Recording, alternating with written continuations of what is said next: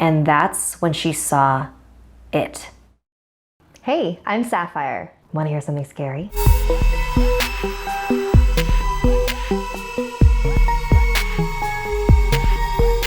What if there were creatures that could do your evil bidding for you? This next story comes from Arwiesh, whose older sister Jessie had the unfortunate honor of encountering such a spirit. One night, about 7 years ago, 18-year-old Jessie was home alone. And when one is alone, one tends to let their imagination get the best of them. So when lights started flickering and doors opened on their own, Jessie didn't think too much of it. It was probably all in her mind. Then, some of her friends decided to pay her a visit.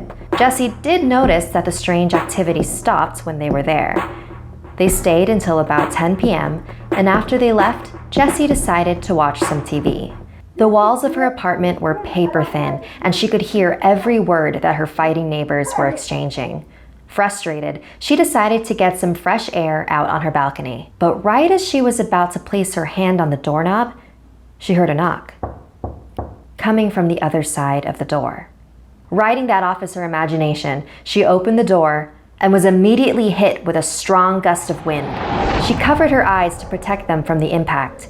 Then, she could see, in the distance, a pair of glowing red eyes. At that moment, all the lights in the house shut off. Jessie turned back inside the house, closed and locked the balcony doors, and stumbled her way in the darkness to her bedroom. She could hear children's laughter echoing throughout the halls. She locked the doors and took cover underneath her blanket. Once she had calmed down a bit, she slowly pulled the blanket from her face. And that's when she saw it. It looked like a small boy with glowing red eyes. Its mouth curled into a mischievous grin when it saw that Jessie was looking at it.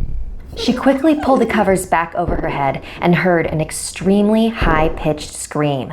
And Jessie's ears felt pain like she'd never felt before. When Jessie woke up the next morning, there was blood all over her covers, all coming from her ears. Terrified of the previous night's events, she visited her grandmother and told her everything that happened. Luckily, her grandmother knew exactly what was going on. "What you saw last night was a Bakru," her grandmother said, as she continued to explain the history of these spirits.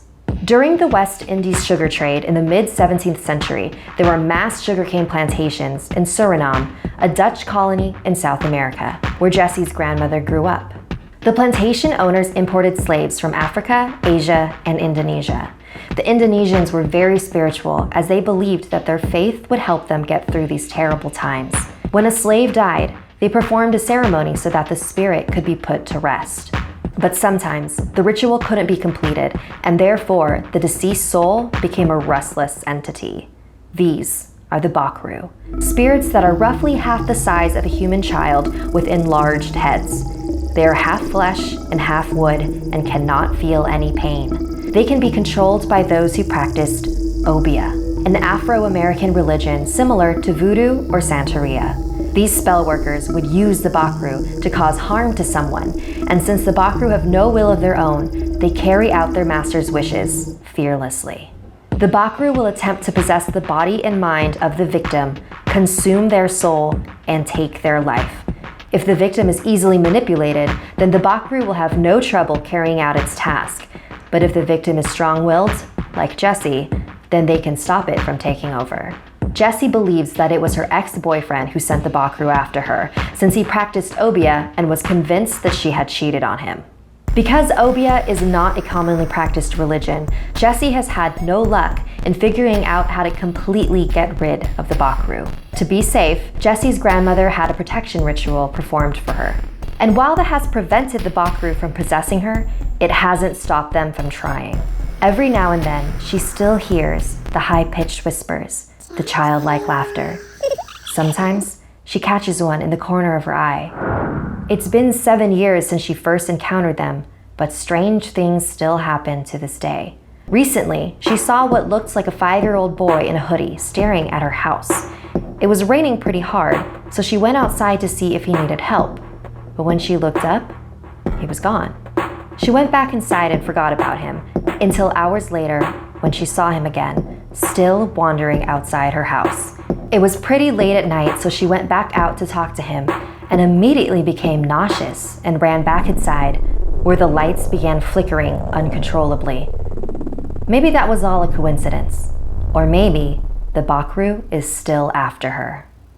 So, what do you think of Jessie's experience? Do you think it's possible for someone to send an evil spirit after you? And if so, would you ever use one? And even though the Bakru failed to possess Jessie, she now lives in constant fear that it will show up and succeed. So in that sense, hasn't the Bakru already taken over her mind? A very special thank you to Arwiesh from the Netherlands for sharing your sister's story with me, and I hope that she can get rid of the Bakru one day.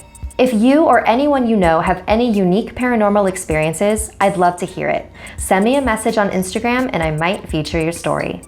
Like this video if it gave you the chills, and don't forget to subscribe to Snarled and check out our other videos.